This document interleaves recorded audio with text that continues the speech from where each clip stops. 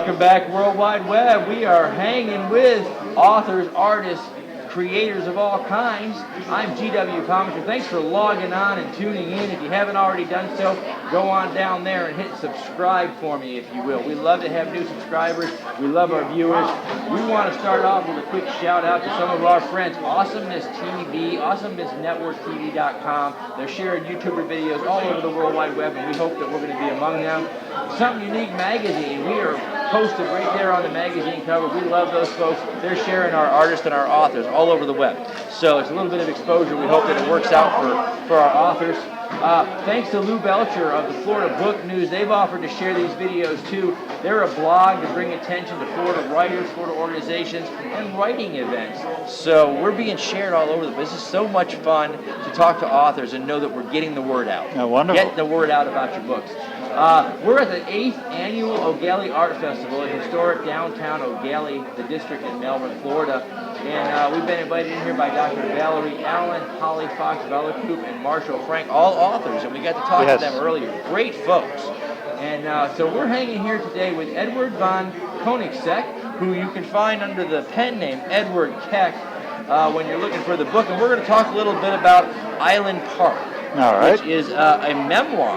Yes. Okay, so we'll jump right in. I want to start off, though. I know that Patricia McDonough is your publisher. Yes, correct. And she's got a great agency over at Terra Sancta Press. Yes, okay. Terra Sancta. TerraSanctaPress.com. Yes. And so that people can look at it. We just want to give her a quick shout out. We were going to actually interview Patricia here, and she wanted to give up her spot. She wanted you to come on here and talk a little bit about Island Park. Yes. And we're happy that she did that. We're happy that we're getting to talk to you. So thank you, Patricia, for that. If anybody wants to know about publishing and the process there, go on over to TerraSanctaPress.com. Okay?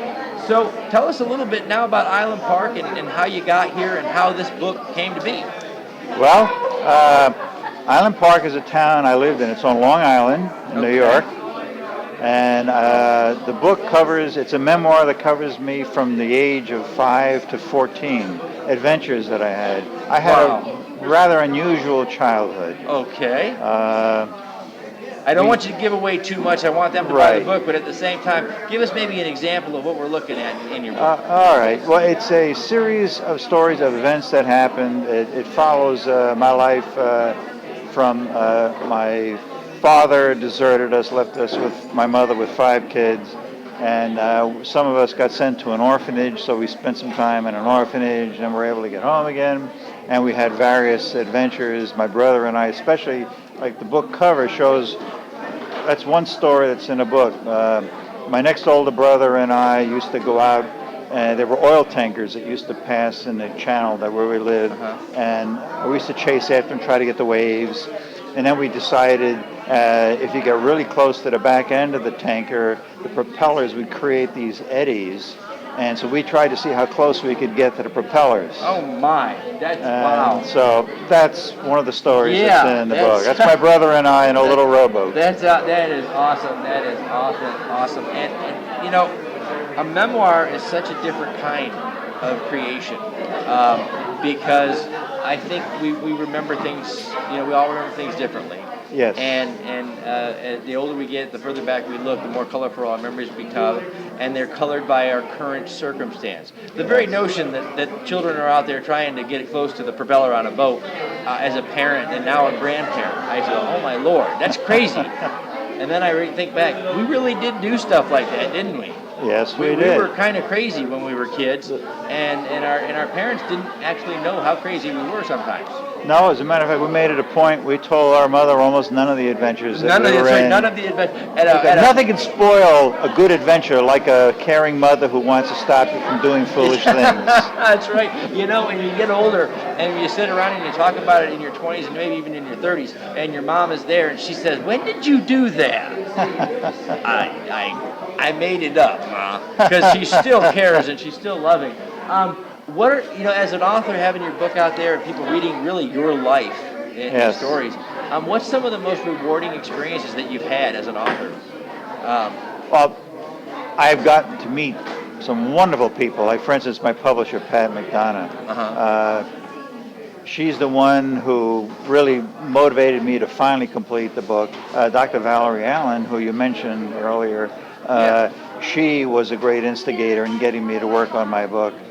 But mostly it's been meeting some wonderful, wonderful people, new authors, expand your horizons, get you involved in other activities. One of the persons that I met who was an author who is a member of a critique group that Pat McDonough runs, she does lecturing, and she got me into doing lecturing, so I've been doing all kinds of lecturing on the side. Wow, that's great. So it is I do have to ask because, for any author, to kind of publish for the first time and put your work out there.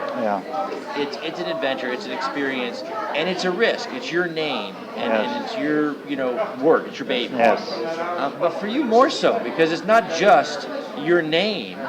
This is your life. This is your life story. People are making a judgment based on your growing up experiences, not just some fictional character that you created.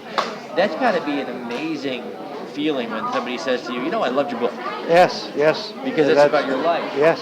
Okay, so we want to know, are you working on anything right now? Oh, yes. As a matter of fact, this is not my first book. My first book was a college textbook that I did. Oh, okay. It was on a technical writing book for private industry. That turned out to be a textbook that was used by a couple of the local universities. Wonderful. Other than that, I'm currently generating another lecture series right now that I'm doing for pro bono for the Shepherd Center of South Brevard. Oh, that's wonderful. That's going to be on a man named Flavius Josephus, who is considered the best historian of the entire first century. Wow, that's something to look forward to, everybody. That's going to be terrific. Where can we find you online? Where do people go shopping for you? Oh, that would be through Pat McDonough's website. Okay, so TerraSanctaPress.com. You can go and you can find this book. Are you on Amazon? I'm on Facebook myself, under my name, Edward von Koenigseck. Okay, under Edward von Koenigseck, you can find Ed on Facebook. Okay. Yes. You can find the book over at Terra Sancta Press, courtesy of Pat McDonough. And we're told we have to wrap things up here, so thanks for hanging with us, everybody out there on the World Wide Web. We've been hanging with Edward von Koenigseck, or Edward Keck if you're Googling for a book online. And as we wrap up, another special thanks to Something Unique Magazine for sharing these videos. For more episodes, check back with us on the YouTube channel here. Go on over to the iTunes store. Grab our podcast if you're on an iOS device. And while you're watching, go on down in the description. You can link on over to Edward's book, or you can hop on over to the Hangin With store, cafepress.com/Hangin With, and you can grab a t-shirt, a coffee mug, or a ball cap. Lots of little tchotchkes there to grab. That helps us support the show so that we can keep going out and talking to more authors and bringing you some great authors and some great books. So I'm G.W. Pomichter. We've been hanging with Edward von Koenigseck. Remember to subscribe, log on, tune in, and see who we're hanging with next.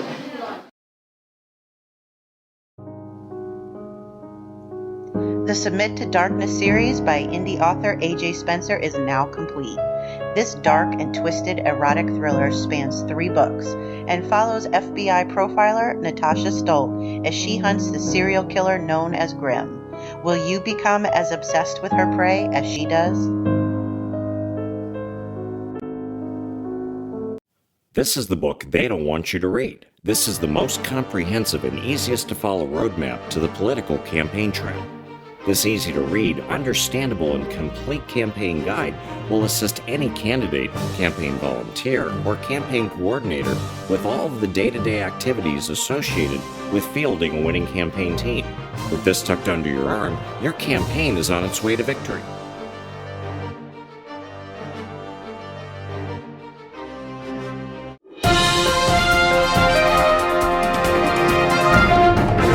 Hello, World Wide Web. Welcome to Hangin' With. I'm G.W. Pomichter. Thanks for logging on and tuning in.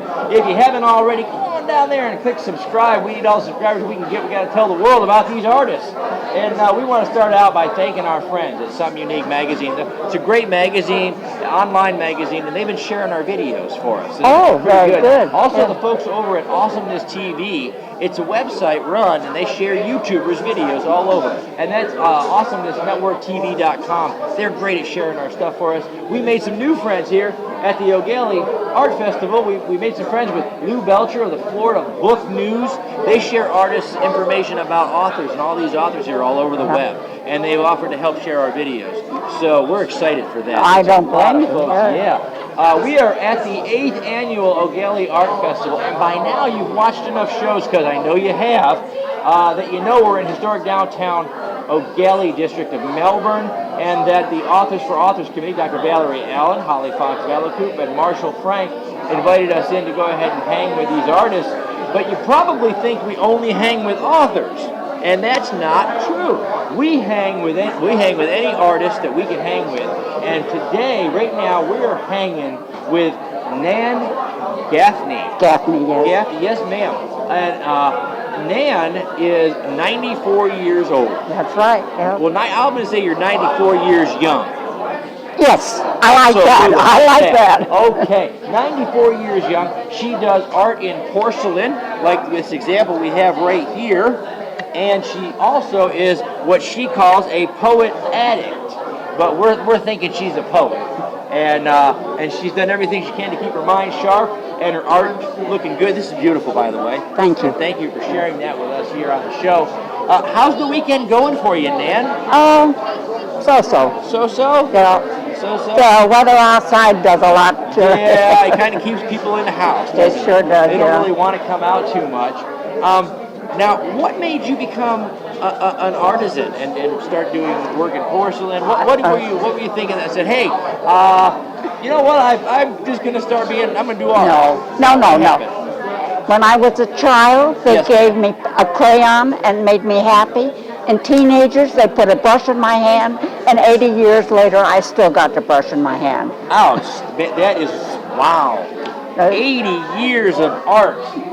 I will bet you have quite an eclectic collection. I paint in oils, watercolor, acrylics, and porcelain is my baby. And you like working in porcelain? Yeah. Now, this is original art, right? Yes. You painted and did all of this? Yeah, I dug the glaze off of the dish to put the gold on. Wonderful. So, wow, that is amazing. With an 80-year span of being an artist and an artisan, what were some of the hurdles that you had to overcome? In that we have a lot of young artists out there that are just getting started. What are they looking at? What they need to be is enthusiastic and have motivation. That's the two things you need. The motivation to make you do it, the enthusiasm to get it across. And now, how have you maintained that enthusiasm for all these years? I don't know, it's just there. It's just there. Yeah? Wow. And what are some of, for our young artists out there that are getting started, what are some of the greatest rewards that you've experienced in your 80 years of creating? Well, they're on the wall at home. Oh, amazing. The gold ribbons. Or the pink ribbons. That's great. That is fantastic. And in a book. I've had things in art galleries. I got stuff in Europe. Wonderful. So at one time I used to send over to Europe. Really? Yeah. Wow. And they paid the freight because it cost a fortune to send it. Oh, yes, it does. Yeah, I've had some readers that wanted books that I had to send over there. It does. It costs a fortune. Yes, it is. And now, you in 80 years, you've probably been to conferences and shows like this. Oh, yes. All over the country. No. Up north. Yes. And down south. That's it. Okay. I'll bet you've seen some really unique things in your time. Oh, yes, I got to admit that. What's the most unusual or interesting thing that you've seen at a show or out there with meeting people? Oh, dear God in heaven, I don't know. The most interesting. I love people. I love to be with people. I'm a ham at heart, so, well, we all are, especially here. Here I'm sitting in front of the camera, right? Yeah. So, I understand you're calling a poet addict. Yes, And you've just started writing poetry 2 years ago. 2 yeah. years ago. I understand that you can recite some poems. Oh, yes. For us. Can you recite a poem for us? Yes. That would be wonderful. And this is one I wrote 2 years ago, but I changed the first line. This is, Okay. I'm 94 and I think I'm great, but my doctor looks at me with a twinkle in his eye and he says, exercise. Now the machines in this gym are all in a row, but who am I to criticize? So I just grin and exercise. There's a machine here or a bike that you pedal to go where you are, a machine for the arms like driving a car, and then there's the walking machine that walks standing still, but I huff and I puff and I puff, but I exercise I will. Wonderful. I have to memorize them because I can't read them. Well, I'll tell you, you know what? That's a great poem because you've got a great message there, and you prove your message just by being there and being up and being fit and being active. I'll tell you one thing more too. Yes, ma'am. As long as I'm here talking. Well, look, when a 94-year-old woman talks to me, I listen. Now, in our church, I write these poems, right? And then I give a short lecture afterwards. Uh-huh. And of the lectures, I tell them, trying to make them realize that what they've got to do every day with your religion. And after that poem, I tell them that they have to exercise their brain as well as the rest of their body. It is. Your mind is like a muscle, and if you don't use it, you lose it. You lose it. Yeah. And you are an inspiration because you are still so active. You're still doing your art. Yes. You've just started writing your poetry. Yes. You just keep going and going and going, and I want to be that someday. Well, I hope you are. Well, thank you very much. Yeah. And thank you for giving us your time. I know our viewers want to find out a little bit more about your art and things. Can they find your art? Can they find you online, or is there somewhere they can go to find your art, or did you have to find a show? Just by the show, but I taught college for 14 years Okay. on China painting. Wow. So people around this area know me, and they contact me, and I've been in all the clubs in this area, not up around. Well, if you're in the Melbourne area, you can hit the club circuit and the clubs circuit. That doesn't mean nighttime, people. This is the clubs for the minds. Make sure you hit them, and you can find Nan Gaffney, and you can find some great porcelain work. Are you publishing your poems yet, or are you still building them up? Oh, they're after me to publish them. They're after you to publish them? Yeah. Well, coming soon to a bookstore near you will be poems by Nan Gaffney, the experiences of a 94-year-old, 94-year young, because she's still going, folks. And you can find those coming soon. I'm sure that these book folks around here are going to get you to publish soon. Yeah. So we can find that coming here with us. We got to wrap it up here, y'all. So we're going to say thanks again to Something Unique Magazine. We're going to say thanks again to you for tuning in. And we're going to ask one more favor. Hit the subscribe button or go over to iTunes and subscribe to the podcast. And if you get a chance, go on down to the description and hit the link to cafepress.com/hangingwith and buy some swag. We sell t-shirts and ball caps and coffee cups, and it helps us travel around and talk to great artists. Very good. It does, and we get to share those artists with the World Wide Web, and so help us out. I'm G.W. Pomichter, and we've been hanging with Nan Gaffney, 94 years young, still doing art, porcelain artwork. She's an up-and-coming poet. You're going to see a book on the shelves real soon, so keep an eye on that. Do me a favor, subscribe, log on, tune in, see who we're hanging with next.